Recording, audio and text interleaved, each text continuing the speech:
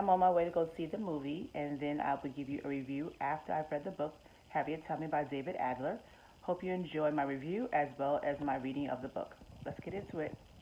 There was one of two things I had a right to: liberty or death.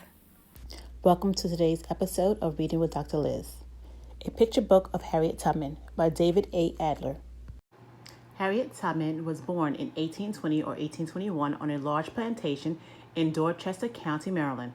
Although the plantation had a big house with many rooms and fine furniture, Harriet was born in a small one-room log hut far behind the big house. The house she was born in had a dirt floor, no windows, and no furniture. Harriet was the sixth of 11 children. Her father, Benjamin Ross, and her mother, Harriet Green, were both slaves. They were owned by Edward Brodess. He owned Harriet Tubman too. The slaves worked hard all day, but they weren't paid. Harriet hated slavery.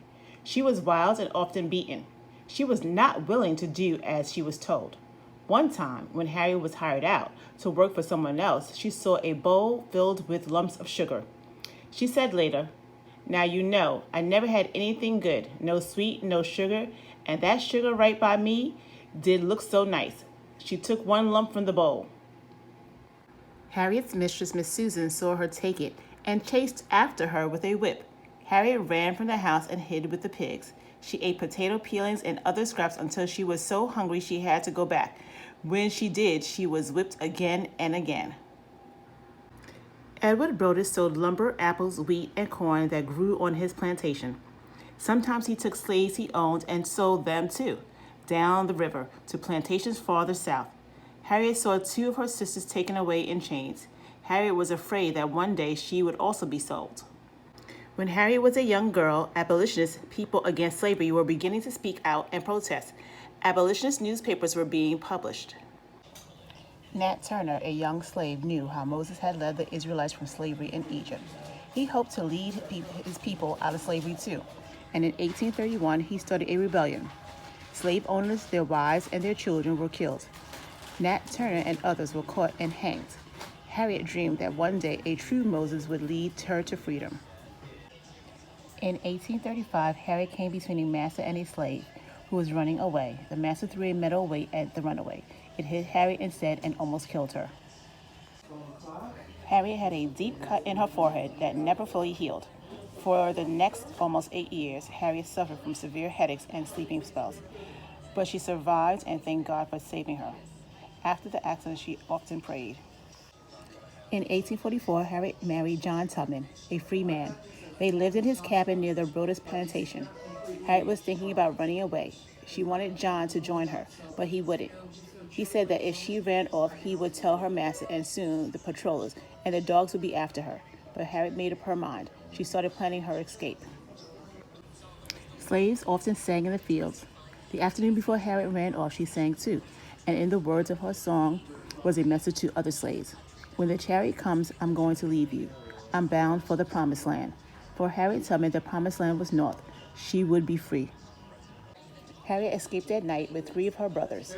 They had no food, no money, and they didn't know where to go. Soon after they left, Harriet's brothers decided to turn back. They made Harriet go back too.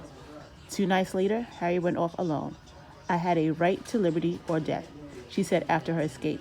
"If I could not have one, I would have the other."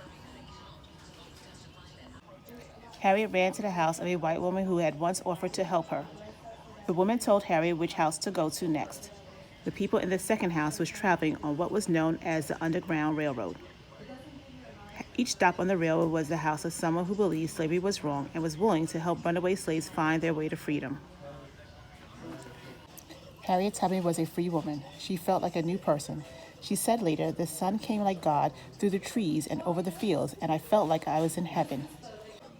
During the years between 1850 and 1860, Harriet worked as a cook, dishwasher, and cleaning woman.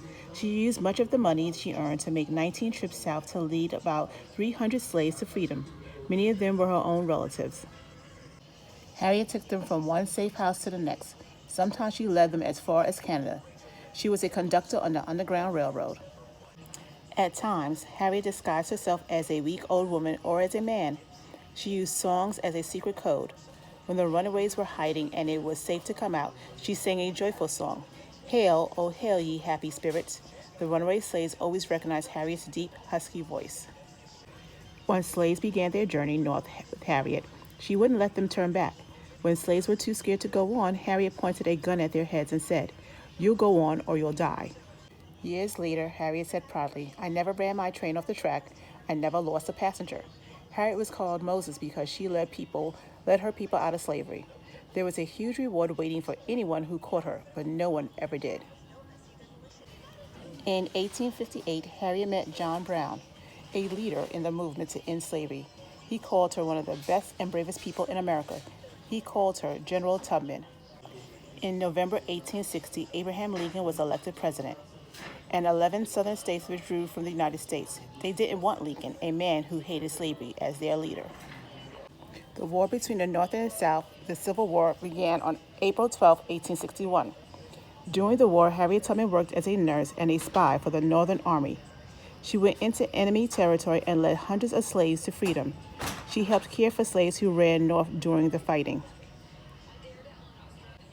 In December 1865, soon after the Civil War ended, an amendment to the United States Constitution was passed.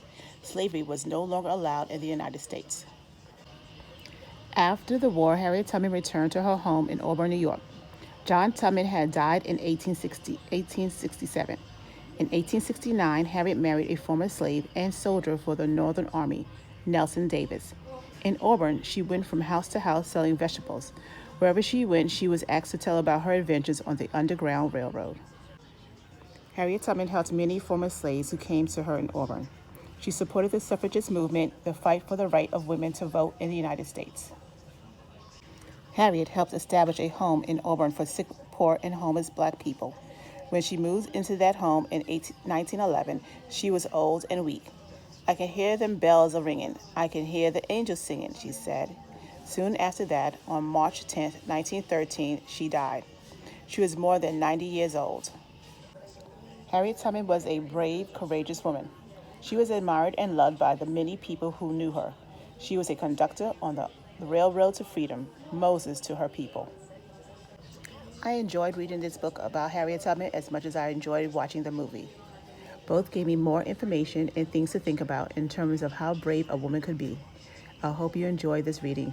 Thank you so much for tuning into this episode.